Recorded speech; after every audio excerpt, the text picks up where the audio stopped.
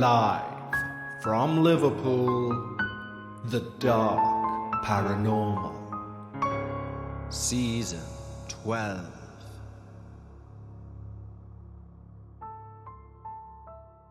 Hi everyone, and welcome back to the Dark Paranormal, Episode 9, Season 12. That's right, I can't believe that it's already our penultimate episode for this season. Now, Episode 9, and of course our finale next week, both have one thing in common, and that's other than being chilling to the bone. They both take place about 40 minutes from where I'm sat. Just a small flight across the Irish Sea. Now, our first experience on today's show, our penultimate episode, takes place in Northern Ireland. And believe me, it sent shivers down my spine. Next week's finale will see us cross the border over into Ireland, homeland of my grandparents, and also the home of our submitter for next week's finale. And next week's finale has that one endearing quality that I find so intriguing in doing this show. It's still going on. But it's not yet the finale. We have the not-so-small matter of today's experience. And today's experience is one of those wonderful ones where the experiencer themselves are a skeptical person. And despite what they've experienced, they're battling with themselves to try and remain skeptical. Although, as you'll hear, they have no logical explanation for their truly terrifying experience. But before we reach today's penultimate experience, of course, I've taken a few weeks off and we have a list of Patreons to thank. So what we will do, as we do when we have a bigger list, is we will do half now and half at the end of the show. Some will also spill into the season finale. When you sign up to our Patreon, not only will you receive these episodes both ad-free and before everyone else, but you can also receive exclusive access to our Patreon-only podcast, Dark Bites. Dark Bites releases each and every Sunday without fail, even in the downtime between seasons. And with a break in seasons due to come up, it means you don't have to miss your paranormal fix. Plus, you will gain access to the entire back catalogue of Dark Bites, nearly 60 hours worth of Patreon-only content. This means that not only will our Patreons receive next week's finale days before anyone else, they also receive the debut episode of Season 13 before everyone else, ad-free content for both the episodes and minisodes, and of course, an extra podcast each and every week just for that wonderful team. We truly have built a wonderful community of like-minded paranormal enthusiasts over at Patreon, and we'd love to extend an exclusive invitation just for you. Simply head over to patreon.com/The Dark Paranormal, just like these wonderful new team members have. And don't forget, if you don't hear your name, there's also going to be a list at the end of the show, and some may spill into next week's finale. But let's welcome our first list of new team members. Desiree M, Melly Joey, Nurtured Online, Dawn Stevens, Taniqua Bailey, Michelle Taylor, Lily Constant, Jada Durham, Mikey Crouch, Samantha Adkins, Ursa, Linz, Margaret Tiss, Angie Hackett, Jam Hooven, Jenny Gage, Leslie Doherty, Okomoko, Barbara D. Tarwater, Candy, Joanna Dorman, Lizzie Massey, Amber Mooney, Nick, Rebecca Pickard, Carly Scragg, Lee Charlotte, Lily Verdugo, Chase Canam, Neve DeFelli, Matty Bowles-Busey, Jennifer S. Gutierrez, Mrs. X, Samantha Smith, Jessica Lavender, and Sean Amos. Thank you so much, guys, for your support. It truly means the world. And if you'd like to join our team, head over to patreon.com/The Dark Paranormal. But right now, it's time to lower those lights, make yourself comfortable, and of course, leave your disbelief at the door, as we hear all about a dark exploration. Before I begin, I'd like to thank you for all your hard work in helping bring people's experiences to air. I've been avidly listening for some time now, and I figured it was finally time for me to sit down and share my experience with your show. Though I'll gladly share my actual name with you, if you could refer to me as Jay for this experience, that would be preferable. Firstly, I need to talk about the elephant in the room, which is that I was not a believer in the paranormal before these events occurred. And even though the experiences that you're about to read should be leading me down a very different path, I still err on the side of logic and debunking theories on the paranormal. Contradictory may be, but I guess that's just how I'm wired.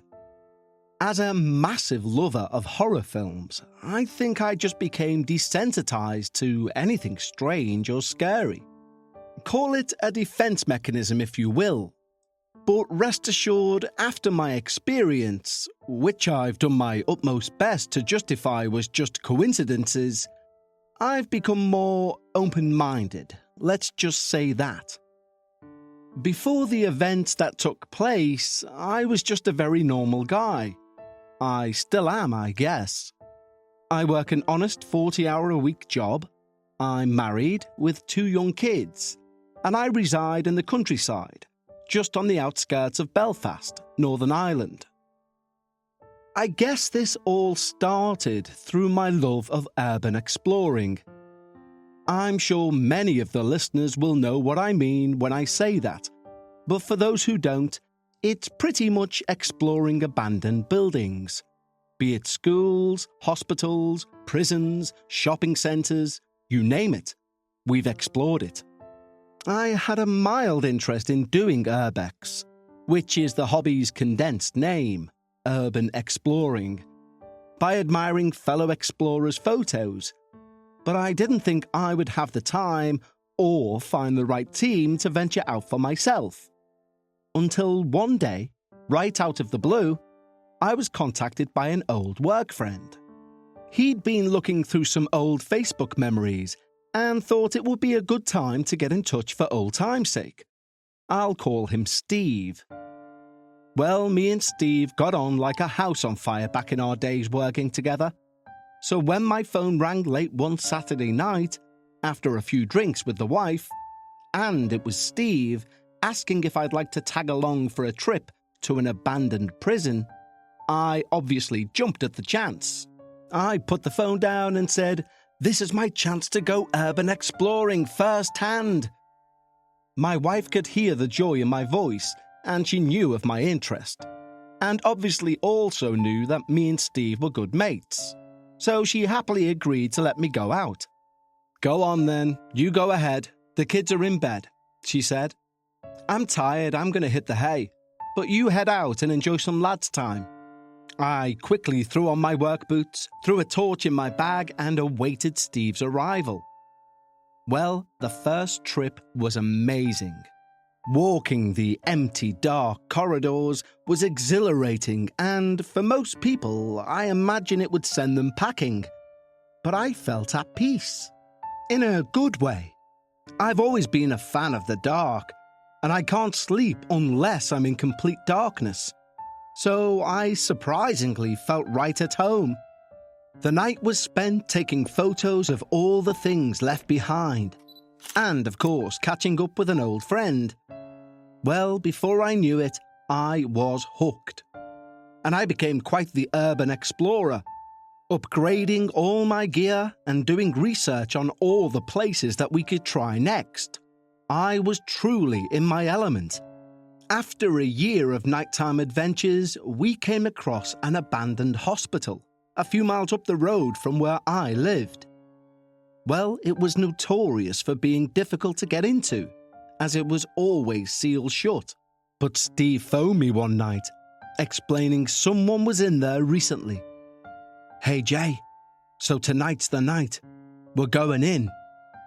"You don't mean..." "Yep, it's open. Some guy just posted he was there last night, so no time to waste." Now, at this point, I should add that our golden rule as a team of explorers is that we don't use forceful means of entry. And if a door or window is already open, then we will continue to explore. Otherwise, if we don't find an honest way in, then it's a bust and we don't go in. Steve picked me up and we were ready to tackle my dream destination, the infamous hospital. When we arrived at the hospital, we followed the video's path and made our way through the hedge to the back of the hospital, where a large basement window was missing. Obviously, it was boarded up at some point, as the hospital had been vacant for some time, and the majority of the windows were boarded up. A quick jump down and a tight squeeze through, and we were in. We spent a good hour walking those corridors, going room to room, photographing every inch before we came to what looked like a first-floor loading bay for supplies and the likes. Well, that large opening, which would have been a shutter door, was now missing, and I walked over, slowly, to take in the view. The decaying beauty of all. Suddenly someone yanked back on the hood of my jacket. I staggered and immediately jumped up. I turned around and saw Steve about 5 feet away, and our other teammate Chris, even further away. Ha ha, very fucking funny, Steve. What's so funny? You think I'm stupid? You pull me hood, trying to make me scarper? What the hell are you talking about? You know you can't scare me. I don't fall for that shit. But nice try. Steve shrugged his shoulders, gave me a weird look, and continued investigating the rest of the room. Well, I laughed it off, calling him a dick for attempting something like that. With me, of all people. Chris would have been an easier target, I thought to myself. Okay. I know that was a very mild experience, but that was my first one. You see, Steve swore blind for days that he was nowhere near me when I jumped. We went on several more explorations without any incidents, and it was back to business as usual. More photos, more cool places to see. I'd finished work one day and got home at the usual time around 4:30 p.m. Now, this was around winter time, and around 4:30 p.m, it was nearly pitch black outside. Like I said before, I live in the countryside, and when I walk my 2 dogs, I have the option of the field behind my house or the glen a further 5 minutes down the road. I grabbed the leads and set off for the glen. It was a more pleasant walk anyway, and plus I'd done it hundreds of times in the dark. Before I reached the end of the streetlights, I headed down the dark road to the glen, and I bumped into my neighbour, Andy. He was a similar age to me and grew up in the same place. "Oh, how you keeping, mate? Anything new with you?" Same old, you know. You know, the typical answer everyone gives. "Well, I've just been out doing a lot of urban exploring, actually. It's great fun. Most people think I'm a bit weird for doing it until they see the pictures, and then they're like, oh, that's amazing." "Oh, I've heard of that," said Andy. "That's pretty cool. You know that there's an abandoned World War II shelter at the top of the glen, right?" "No, there isn't. There's a waterfall at the top of the glen." No, go past the waterfall, near the timber yard, and you'll see it." I thanked him for the info and thought I'd check it out. But not tonight, though. Dinner would be ready soon, and this had to be a quick walk. Definitely tomorrow, though. That next night, I made my plan to head up to see this bunker or shelter. But before I left, I heard my wife shout, "Can you take Carl?" Carl's our little boy. He's been hyper all day, and the walk will tire him out before bed. "Will do," I replied. So I got my son's wellies on him, and I grabbed his own little dinosaur torch, and we set off. We ventured through the glen, up past the waterfall, and, as Andy said, we came across this overgrown opening on the side of the hill.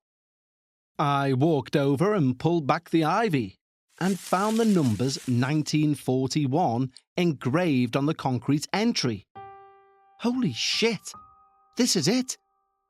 I couldn't believe this was 5 minutes from my house this whole time. I told Carl to hang back until I checked it was safe. I pushed through the ivy bushes and made my way in. The place was littered with empty beer cans, obviously a popular drinking spot for the local kids. Then, in the corner of my eye, I saw some names scratched into the corner of the bomb shelter. Mostly the names of kids that drank there, and the year they were there. But above all the names, I saw the words, "Harold died here." But I let out a little chuckle, as most abandoned places we visited always had a "someone died here" spray painted on the walls. I walked back outside and told Carl he couldn't go in, what with all the broken bottles and cans.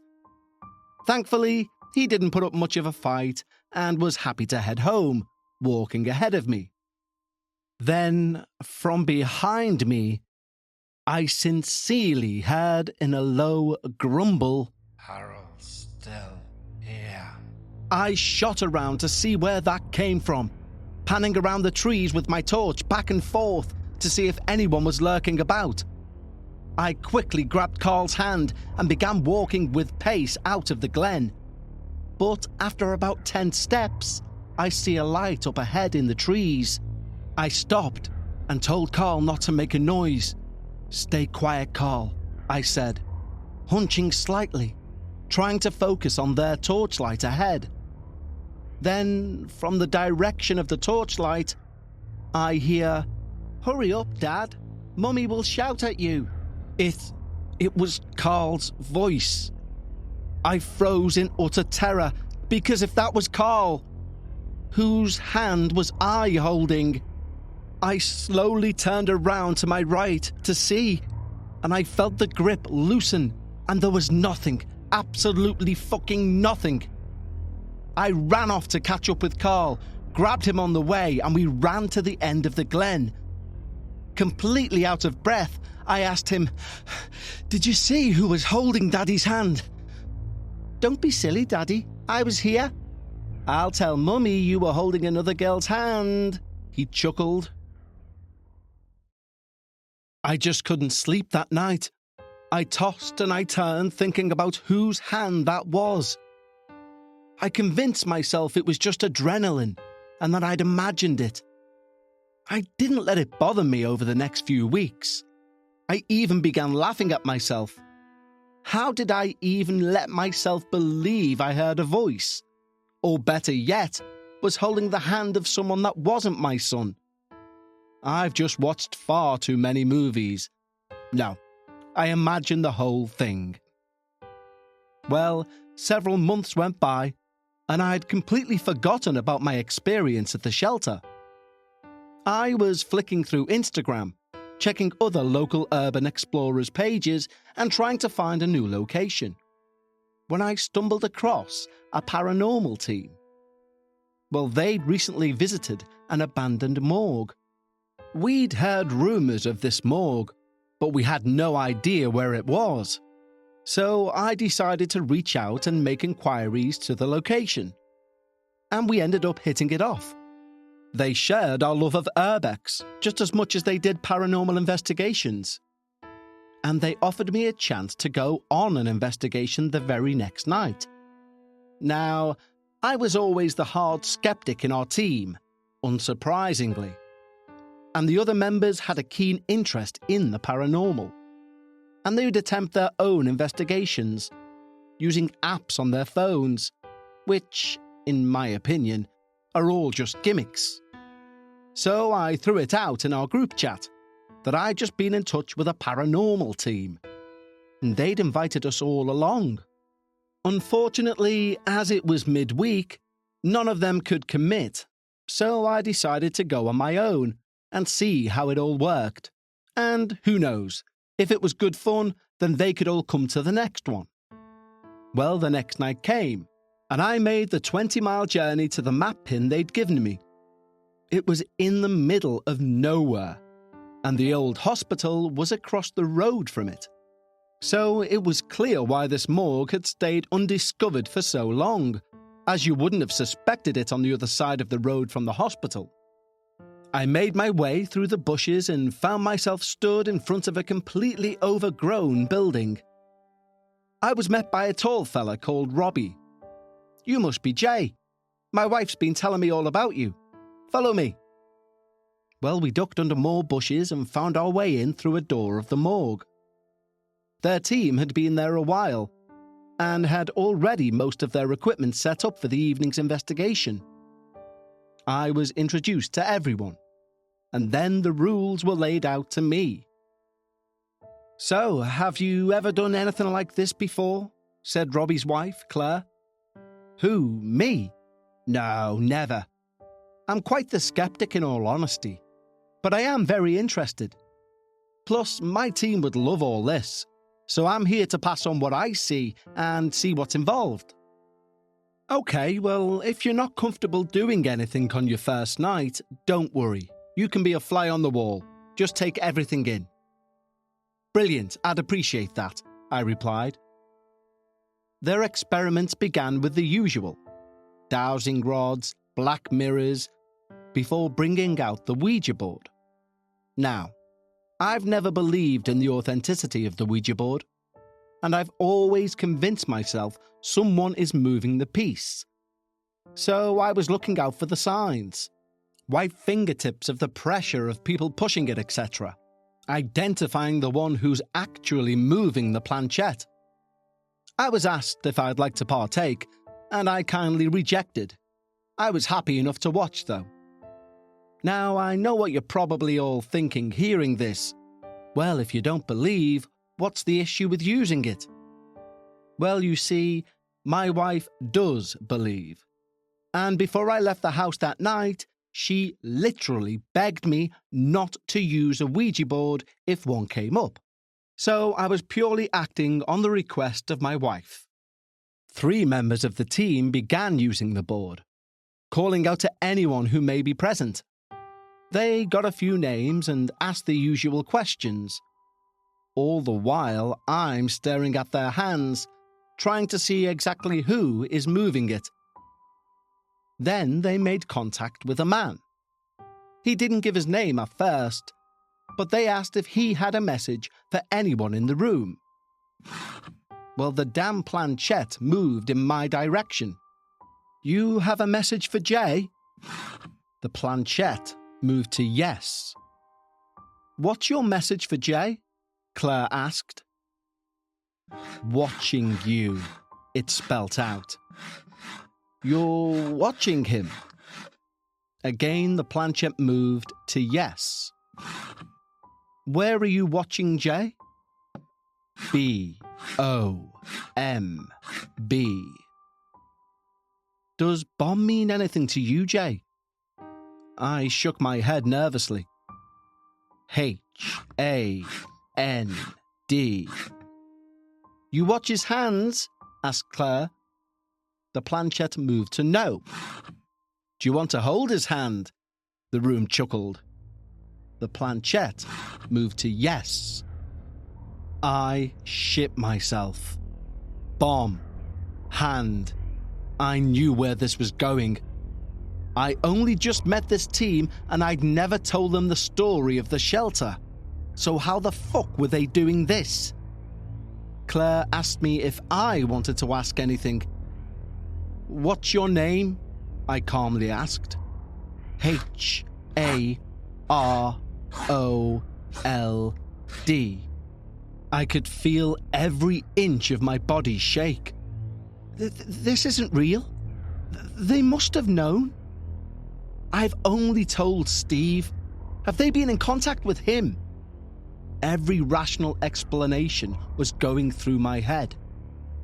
Then the planchette moved again. P. I really wasn't liking this now, so I asked to step outside and catch my breath. They ended the session and I walked to the door for a smoke, still shaking. I was thinking to myself, how the fuck did they know? I'm gonna kill Steve if he's messaged them. Robbie appeared beside me and asked if I was okay. I tried to play it cool, but he could see right through me. I broke. I just told him the story. He then replied that Claire had just said to him that she felt a real bad energy from the spirit of Harold, and that she was glad she'd ended the session. Well, of course, this sent me further into a panic. Then Robbie calmly said, "Look, you're a self-proclaimed skeptic. Spirits don't like to attach themselves to people like you, usually. So you'll be all right." He then handed me his necklace of St. Michael and said, "Hold on to this. It'll protect you. Not that you'll likely need it, but it might at the very least give you some peace of mind." He winked at me, patted me on the back, and headed back inside.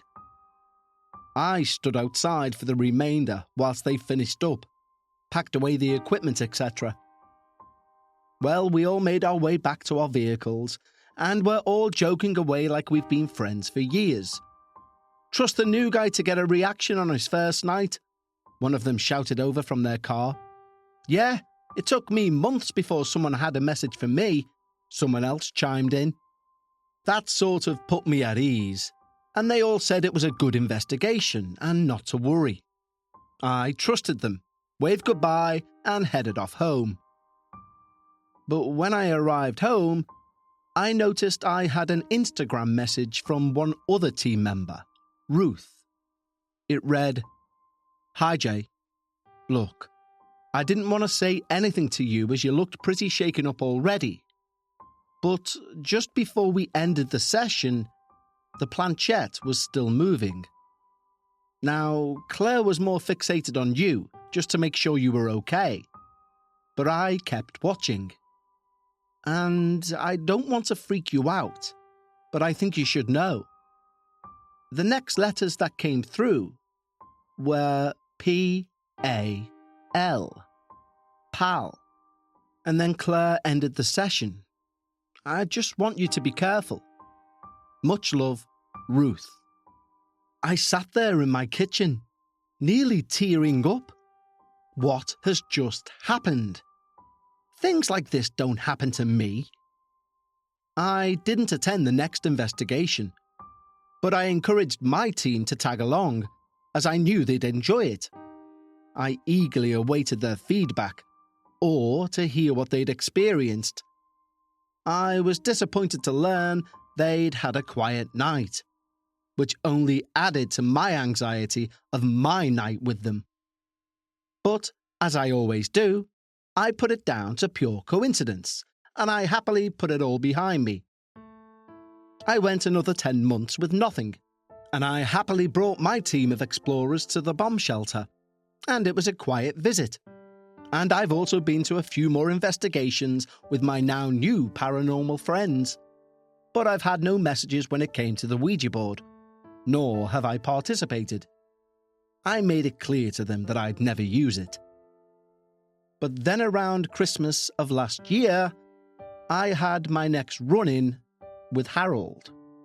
I was working in the garage building a new playframe for the kids when my wife asked me to come back into the house and look after the kids while she went for a shower. It was her workplace's Christmas night out. So I put my tools away, glad of the break, and went back into the house. My 2 kids were happily doing their own thing. My daughter sat there drawing, and my son was looking out of the back window which overlooks the fields with his new binoculars. Carl was quite the bird watcher, and was doing as usual, naming each bird when he spotted one. Kestrel. Magpie. Then, all of a sudden, he turns to me and says, "Oh, Dad, there he is." "There's who, kiddo?" "That man from the glen." "What man from the glen?" I looked out the window, seeing nothing. "Where is he, Carl?" "He's behind our fence," Carl pointed. "He's waving. Don't be silly, Dad, look. He's waving at us." I looked out at the fence, and there's nothing there. Nothing but the fields which stretched out far beyond. "Carl, there's no one there." "Dad, don't be silly. It's the man from the glen." I paused. You told me you never saw a man in the glen. Not with you, Daddy. When Mummy took me and Charlotte to the glen, we saw him. Wait, what? Your mum never said anything about bumping into anyone. Did he say what his name was? Yeah. He told Mummy he was your friend. I think his name was Harry. Do you mean Harold?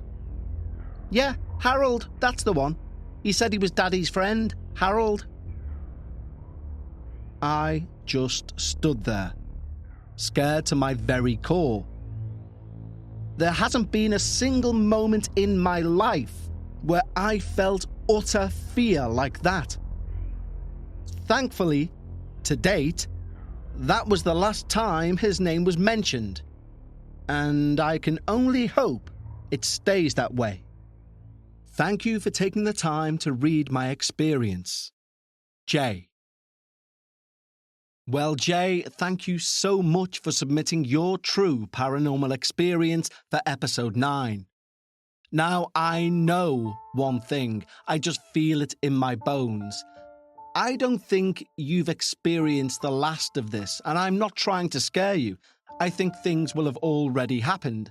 But you, being the person you describe, will have put them down to just one of those things. I would stake my reputation you've had things go missing and reappearing in the house. Because by all accounts, it sounds like Harold has grown attached, shall we say. Now, I sincerely hope I'm wrong in that matter, but cases like this very rarely end with the spirit simply waving goodbye. It normally requires some sort of intervention. Perhaps I'm wrong, perhaps it's not the case, and perhaps Harold has happily toddled back to the glen. But Jay, if you could provide us with an update in, say, 4 or 5 weeks, even if it's just to say everything's fine, then we'll share that with our listeners in Season 13. But of course, before we reach Season 13, we need to sign off Season 12. And by God, do we have an experience next week to sign off with. Let me put it this way. Although prior to our last 2 weeks away, I'd already edited the season finale, whilst I was away, I received an email from the experiencer with an update of this ongoing situation. And trust me, it's an experience which is worthy of an end-of-season finale. Now, I'll take a leaf out of Jay's book and hope that the flickering light, as I'm talking about next week's show, that's currently taking place, is sheer coincidence, and I'm sure it is. Or should I say, I hope it is. So before I change this light bulb and reading these names by flickering light, I'll continue with our other Patreons who've signed up to join our team. We have Tom Cloherty, Adina Gross, Kim, Josh, Nicola Bond Sr., Bailey Jacobson, Paul McMenemy, Mackenzie Jones, Lee White, Justine McIntyre, Jeanette Esparza, Amanda, Jessica Scarmont, Kathy Wilkins, TC, Jen, Leo Johansson, Val Bright, Malika Katharima, John Stallion, Kaya Bunnell, Nancy Pomerenke, Carl Clunder, Misty Williams, Stephanie Harris, Shannon Mercado, Pixel Messages, Taniqua Bailey, Samantha Callow, Angela B, Sherody Gott, Ashley Schauf, Mary Vitello, Preston, Mitchell Strange, Roxanne Brown, Jessica Maroney, Julie Stevens, and Octavia. Again, thank you so much, guys, and if you'd like to join the team, head over to patreon.com/The Dark Paranormal. So until next week, when we take a terrifying trip over to the Emerald Isle, please stay safe and take care. For our Patreons, I'll speak to you again on Sunday for another installment of Dark Bites, and for everyone, we'll see you next week for the season finale of Season 12. Until then, as always, remember, when you're discussing the paranormal, always try and leave some of your disbelief at the door. And I'll speak to you next time, right here on the Dark Paranormal.